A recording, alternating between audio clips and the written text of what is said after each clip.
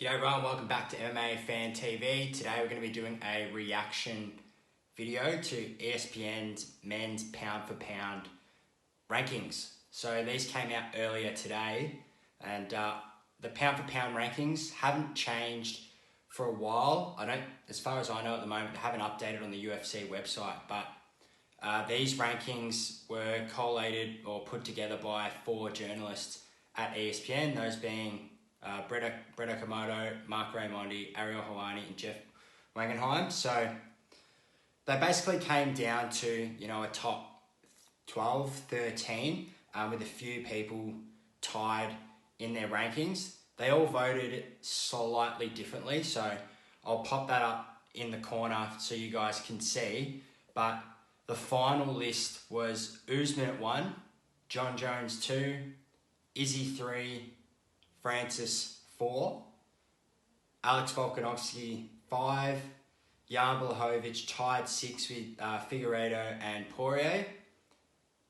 At 9, they have Max Holloway, and that seems to be unanimous. And then tied 10th, they got Bobby Knuckles, Robert Whittaker, and Peter Yan. So I thought it'd be good to go through each of their rankings, and then for me to do my own rankings, and for everyone else to comment below what they think of the rankings or their own pound for pound rankings. Now, as I understand it, the pound for pound rankings, the way I tend to look at it is your best 10 fighters in the UFC, regardless of weight class.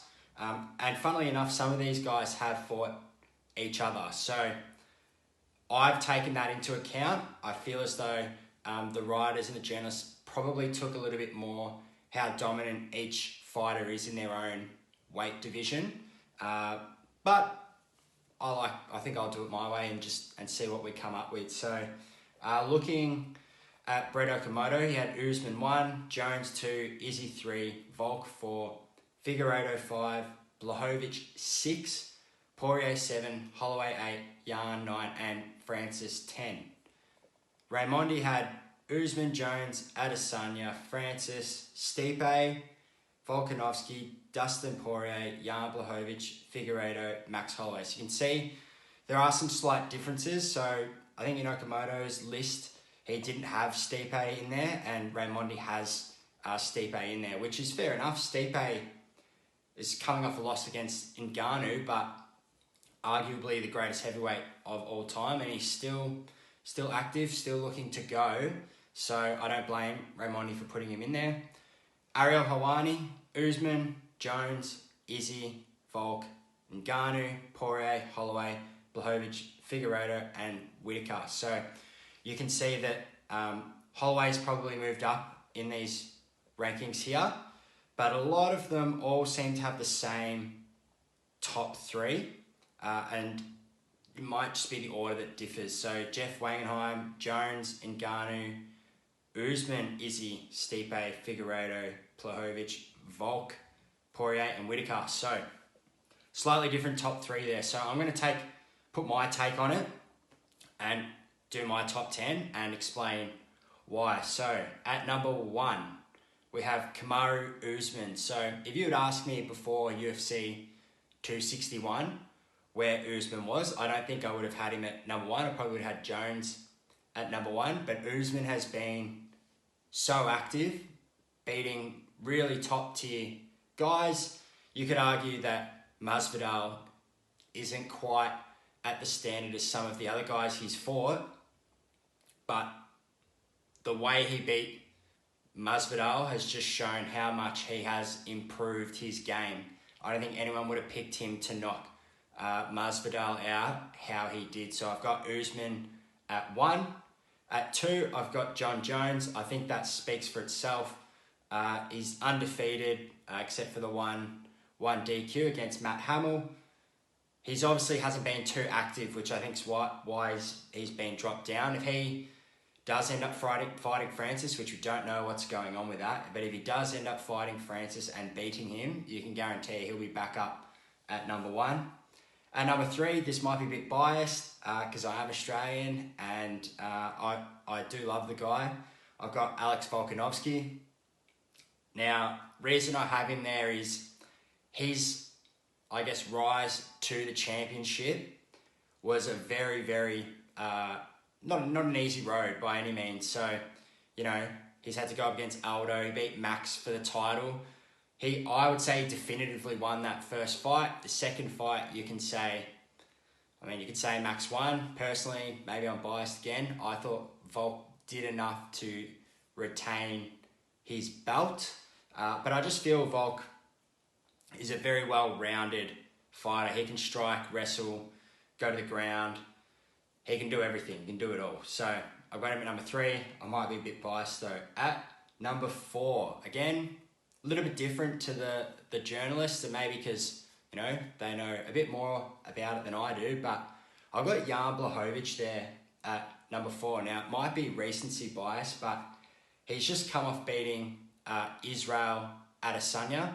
Yes, it was up at light heavyweight, and Izzy is more of a middleweight, of course, and Izzy didn't really bulk up, but I think I was really underestimating Polish power going into that fight. He was that good.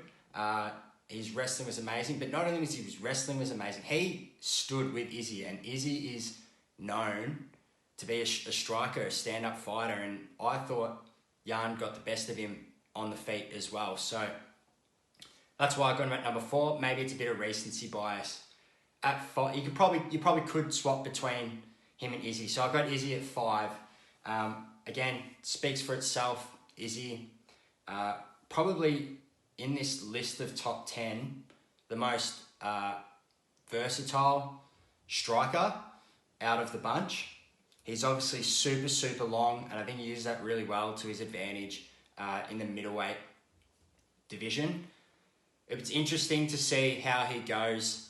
He's fighting Vettori next. I think he should beat Vettori. It'd be interesting to see how, if he does end up fighting Robert Whittaker, if he's made any adjustments. But he's been pretty quiet, Izzy, so I have a feeling he's been working on his game a lot since losing to Jan. At number 6, I've got Francis. So Francis, absolute beast of a man, can knock any human on this planet out. I don't care if they're a boxer or whatever they do. He can knock anyone out. Takes only one punch with him. He beat Stipe, arguably the greatest heavyweight of all time, and he did it pretty convincingly. Stipe did not look like he was in that fight. So Francis has catapulted up, and I think Francis really has a good opportunity to get to the top of this list. Assuming he fights Jones, he can get his win back against Derek Lewis as well. So he's got a real chance to shoot up these rankings, and he's just an absolute star. So it'd be really cool to see him shoot up the rankings, and overall, really nice guy. At 7, got Figueiredo. I think that really speaks for itself. Obviously, fairly well-rounded guy. He doesn't have much competition in the weight division at the moment. Got him at 7. I think you have to have him there as a champ. You got to put him in there. At 8, I've got Dustin Poirier. Now, he's obviously not fighting off for the title. He's going for the money fight, so to speak, with Conor McGregor. But I think Poirier has done enough work to say that, you know, assuming he beats Conor, he gets the title shot. And I think, yeah, he's just always looked a little bit more impressive than Oliveira. Michael Chandler, I don't know much about, but who knows? Poirier might be going up against one of them in the near future. At 9, funnily enough, I've got Peter Yan. Now, obviously, he lost by DQ to Aljamain Sterling. I think the fight was pretty one-sided. Sterling came out with a lot of energy, but Yan was really able to control that fight. Was landing whatever he wanted. Just unfortunate that he threw that knee. So I've got him in at number 9. At 10, again, maybe a biased one, I've got Bobby Knuckles, Robert Whittaker. He has literally almost cleaned out the division for Israel Adesanya. Every time Adesanya was looking for his next opponent, basically if you beat Rob Whittaker, you get a title shot, and Rob Whittaker beat Till Beat Cannonier and he beat Gaslam, and he looked better each time he fought. So I've got Robert Whittaker in there at 10. Now, there's a couple of honourable mentions, which you guys may be screaming out, why don't you have these guys in your list? I've got Holloway and Stipe, my honourable mentions, both coming off losses. Holloway, you could argue that he beat Volk. Again, I feel like Volk did enough to just get the win. But unfortunately, he's lost to him twice now.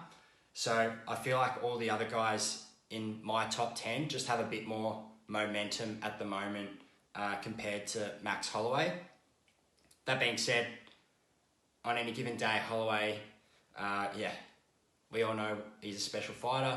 And then Stipe is my other honourable mention. I mean, arguably greatest heavyweight, probably a bit stiff. I don't have him in the top 10. He's only coming off a one fight loss against Francis. But I think the other 10 guys in there, again, they're all, other than Izzy, that I've popped in there, I think all of them are really coming off, and Jan are coming off big wins. So I guess maybe a bit of recency bias in my list.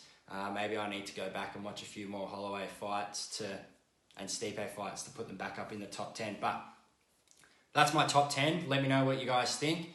Is it similar to yours? Is it more similar to one of the writers at ESPN, or is it completely different? So comment below, let us know, and I'll see you guys in the next video.